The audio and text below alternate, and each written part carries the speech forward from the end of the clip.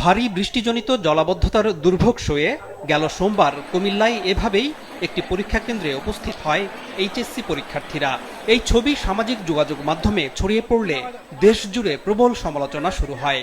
বৈরী আবহাওয়ায় পরীক্ষা কেন স্থগিত করা হলো না ওঠে এই প্রশ্ন। শিক্ষামন্ত্রীর পদত্যাগের দাবিতে রাস্তায় নামেন বিক্ষুব্ধ শিক্ষার্থীরা। যদিও বন্যার কারণে আগেই চট্টগ্রাম বিভাগে পরীক্ষা স্থগিত করা হয়। বর্ষাকালে কেন পাবলিক পরীক্ষা, এই প্রশ্ন এখন সবার মুখে। মূলত সংকটের শুরু 2020 সালে করোনার সময়। তখন সরকার এইচএসসি পরীক্ষা স্থগিত করতে বাধ্য হয়। এলোমেলো হয়ে যায় শিক্ষা ক্যালেন্ডার। ফলে দীর্ঘদিনের রীতি মেনে এসএসসি ফেব্রুয়ারি মার্চে আর এইচএসসি পরীক্ষা এপ্রিল মে মাসে নেওয়া আর সম্ভব হয়নি। আওয়ামী লীগ সরকারের আমলে বন্যার কারণে 2022 সালে সিলেট বিভাগে পরীক্ষা স্থগিত হয়। পরবর্তীতে রাজনৈতিক পট পরিবর্তনের কারণেও পাবলিক পরীক্ষা পিছিয়েছে। পরীক্ষার্থী আর অভিভাবকদের দাবি বর্ষাকাল বাদ দিয়ে পাবলিক পরীক্ষার রুটিন করা হোক। কলেজে যে আসলাম বসলাম, অনেকজন তো পুরো ভিজে ভিজে আসছে।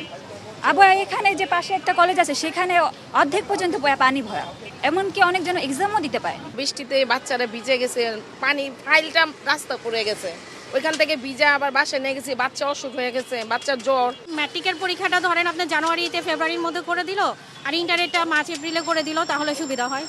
তাদের এ দাবির সঙ্গে একমত মাধ্যমিক ও উচ্চ মাধ্যমিক শিক্ষা বোর্ড ঢাকার চেয়ারম্যান। জানান, বৈরী আবহাওয়া এড়াতে আগামীতে ধীরে ধীরে পরীক্ষার সময় এগিয়ে আনা হবে। মন্ত্রী মহোদয় বিভিন্ন অনুষ্ঠানাদিতে বলেছেন যে জানুয়ারি থেকে আমরা এসএসসিটা শুরু করার একটা প্রস্তুতি আমাদের মানসিকভাবে আছে। আর এসএসসি জানুয়ারিতে নিতে পারলে এপ্রিল মে এর মধ্যে উচ্চ মাধ্যমিকটা নেওয়া সম্ভব হতে পারে। অর্থাৎ এখন থেকে 1 মাস 1.5 মাস যদি এগিয়ে নিয়ে আসা যায়, এইভাবে 2-1 বছরের মধ্যে হয়তো আমরা মূল স্ট্রিমে মূল সময়ে চলে আসতে পারি। বাস্তবতা বিবেচনা করে শিক্ষার্থী ও অভিভাবকদের তাই ধৈর্য ধরার আহ্বান জানিয়েছে সব শিক্ষা বোর্ড। আনোয়ার হোসেন, মাছরাঙা সংবাদ, ঢাকা।